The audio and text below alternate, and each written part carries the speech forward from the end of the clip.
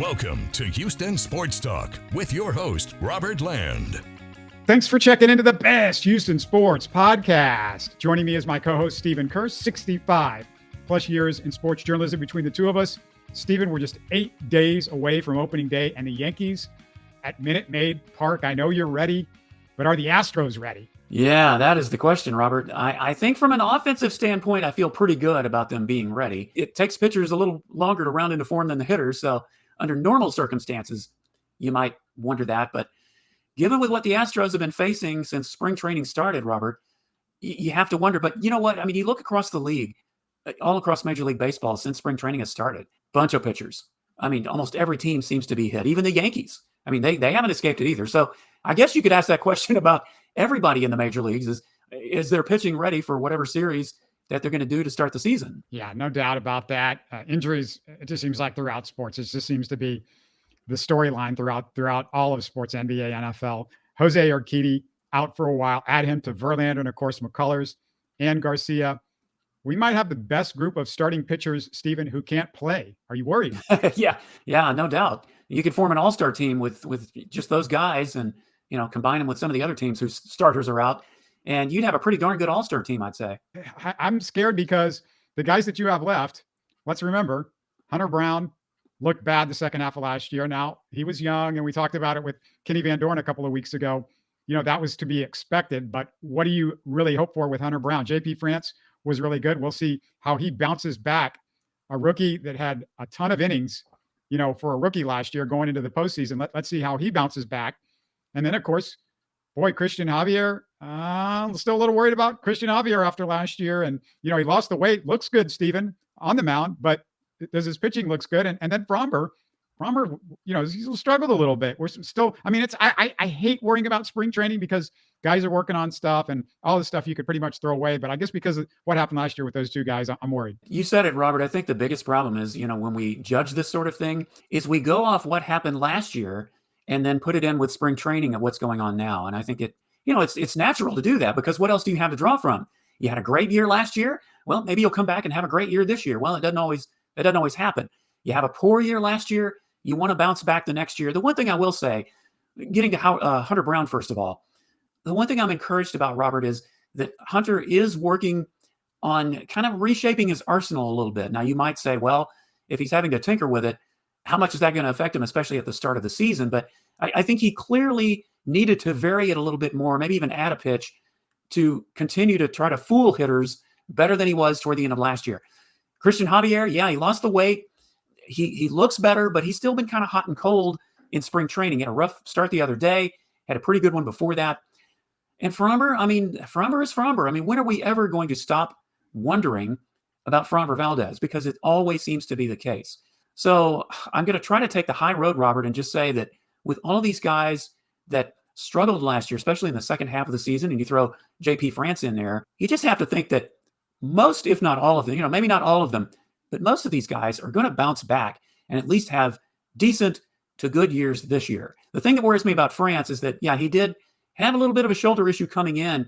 Is he going to be able to remain healthy through most of the season? And you can ask that about every pitcher, I guess. But, with him starting off with a little bit of shoulder discomfort and throwing him off just a little bit, you have to kind of wonder that. Yeah, and Dana is just a little too high on Ronel Blanco as some savior fifth guy in the rotation, maybe. I would be more comfortable, honestly, with Brandon Bielak and then Spencer Arrighetti, who I think's got real potential. Maybe he could come to the rescue for a little bit and kind of keep things together until you get some of these guys back because, hopefully the cavalry's coming in as the season goes on. Well, the thing with Bielak, and of course with him, he doesn't have any options left. You either need to put him on the big club or have him move on. I just have never, he's definitely can do both starting and relieving, but his effectiveness in both situations has been very inconsistent. Ronel Blanco is just too much of a small sample size. He's looked great. He's probably looked better than almost any pitcher in spring training. But again, how much stock can you put in that when the season starts and you got all the great players in there playing every day? Is that going to translate? Well, right now it's going to have to. And with Spencer Arrighetti, he probably needs a little more seasoning in AAA before they feel like he's going to be ready. So he's probably going to start the season there. But I do believe he will be brought up before too long, maybe even in April, just depending on what's going on. So yeah, you do have some options, but there's nobody that you can say, oh, this guy's just going to come in and be the savior. You don't have that right now. Yeah, and if you have forgotten for some reason, this is not the same middle relief core that the Astros have had in past years. So that's a concern. If these guys can't get you deep into games, basically outside of the big three at the back end of the bullpen, you don't have much. You don't even have Brian Abreu the first couple of games because that suspension. So, Stephen, I mean, that's another part of this equation is who's going to get you from inning 4, 5, 6 into the 8th without, some of these guys going that long into games. Well, that is the concern, especially when, you start the season, you're playing 20 games in 21 days. And I believe there's in the stretch there that it's 13 days straight. You're going to be putting a lot of pressure on those pitchers. And we know, Robert, that, your first couple starts, you're going to be lucky if you go 4 or 5 innings to start the season. I mean, I know they stretch them out in spring training as much as you can, but that is a concern. I mean, the bullpen was very taxed last year because of the fact that a lot of the starters couldn't go past 5 innings. So, yeah, there are a lot of questions, but I don't know. I just have a good feeling that the Astros are going to overcome this, and especially if the offense can get it together and be consistent.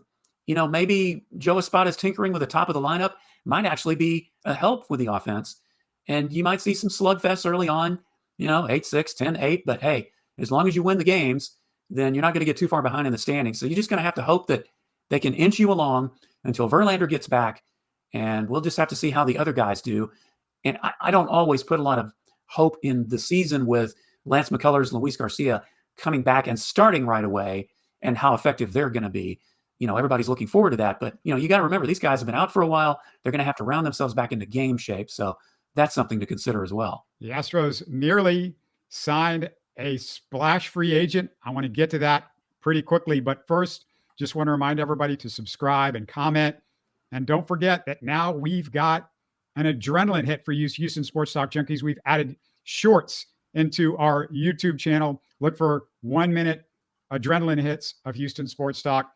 Some fun stuff from the library and also what we've done recently. So check that out. Well, that's a good time of year for you to do that, Robert. With spring and summer coming, people are going to get their shorts out. So, that's a perfect timing for you, buddy. I didn't even think about that.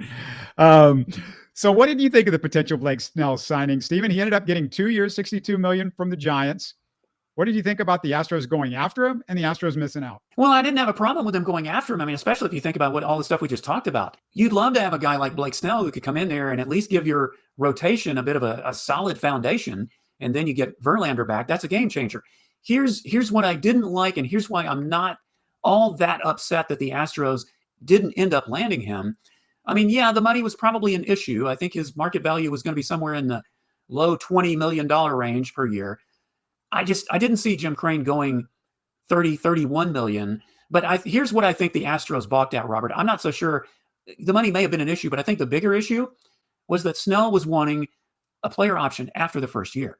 In other words, if he wanted to walk after this first year, he could. Yet you've got him, locked into this other 2-year thing here. I think the Astros were not willing to do that. And I can't say I don't blame him, especially, you're going to pay him 30. The Giants got him for $62 million over 2 years, which is 31 per year. And I think they structured it with some deferments and things like that. But that's basically what the Giants offered him, and that's what he accepted. So the biggest factor, I think, is that he got that option after the first year where he could walk. But yeah, you look down the rotation, as we discussed, well, sure, you'd want Blake Snell to come in there and at least, provide you some solidness there. I don't think he's had a couple of good seasons. He's a two-time Cy Young Award winner, so he's no slouch. But is he Roger Clemens great in his prime? Is he Nolan Ryan great in his prime? He doesn't give you innings either, and you need some. And he doesn't give you innings either. That's exactly right. That was the other thing, is he doesn't go any deeper than a lot of the starters you have now. So while I'm a little disappointed, I'm not really that upset, especially at the way things worked out that they didn't get him. Is this a big deal to you? So Josh Hader, because you signed him, you forfeited, from what I understand, your second and your fourth highest draft picks in the upcoming MLB draft at 63 and 135 overall. Also, $1 million in their international signing bonus pool. That might not sound like a big deal, but the Astros farm system, we know, is kind of in shambles right now after the last few years. And if the Astros sign Snell, Stephen, they must also forfeit their third and their sixth highest picks, number 102 and 193. And this is a team with supposedly one of the worst farm systems, but we know that hasn't exactly been correct. But that's 4 of your top 6 picks, I guess, in the next year's draft. Yeah, that is correct. And the reason, for those who don't know, the reason that's happening is because both with Hader and Snell, they were given qualifying offers by their team. So in other words, if you got a qualifying offer and another team ends up signing him, it costs them compensation in the way of draft picks and the international pool. Let's not discount that at all because, yeah, as you said, the farm system is thin. And don't forget, you lost all those draft picks for those 2 years that the Astros were penalized for the cheating scandal.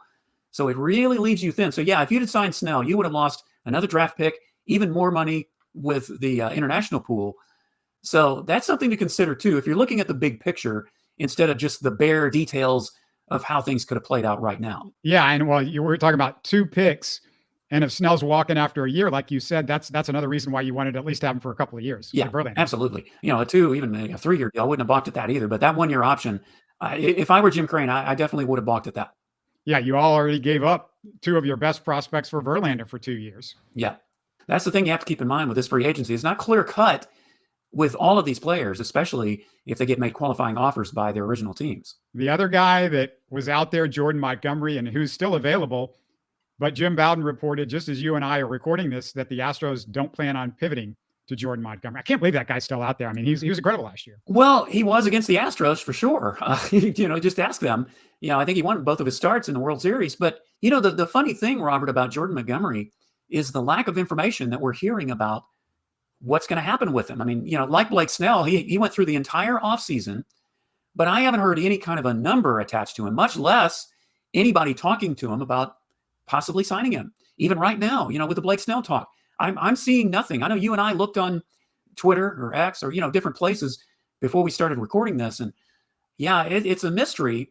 Now he's had, some injury issues off and on. And I think he's probably going to command the type of numbers financial wise that Blake Snell was. So if I'm the Astros, again, I'm going to be cautious about that sort of thing.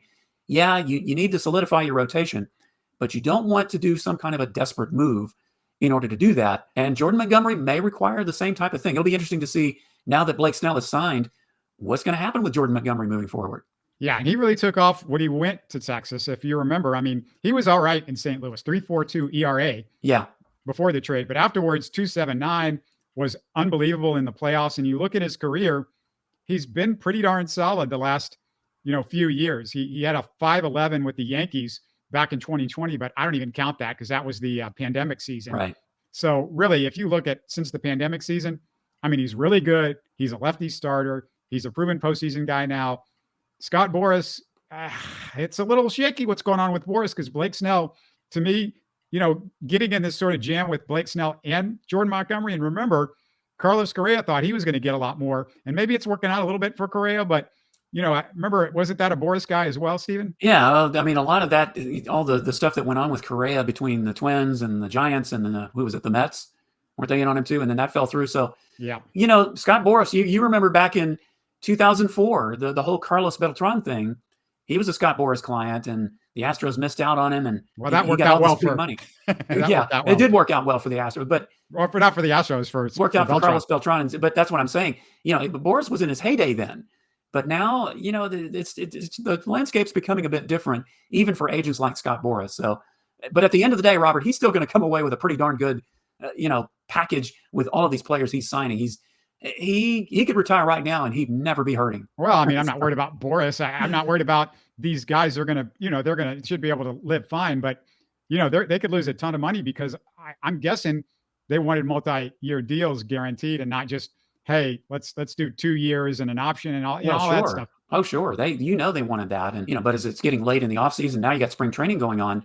These guys want to go to work. And so you take what you get now and then try again. But yeah, and of course, now you've got Bregman and Tucker to think about and how that is going to affect everything with the Blake Snell or, the lack thereof. So now you got to wonder what's going on with these guys because we keep hearing, oh, we're going to make them an offer. We're going to do this, going to do that. But I'm hearing crickets, Robert. What about you?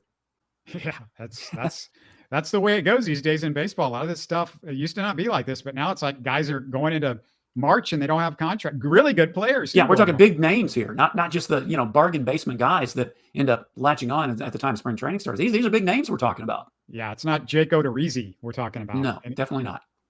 By the way, he's still available, right? He's out there. Well, I guess he's out there. I know he was with the Rangers last year, but he got injured.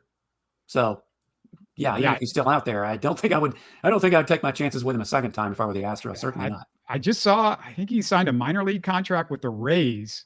Okay, maybe he did. Yeah. Well, like I said, he's having to bounce back from some injuries, so it's going to be a bit of a road back for him. Let's go back to the Astros for a second because, the Cougars are playing this weekend, and Joe Espada has not forgot about Kelvin. I guess they have a relationship because he texted Kelvin Sampson, good luck.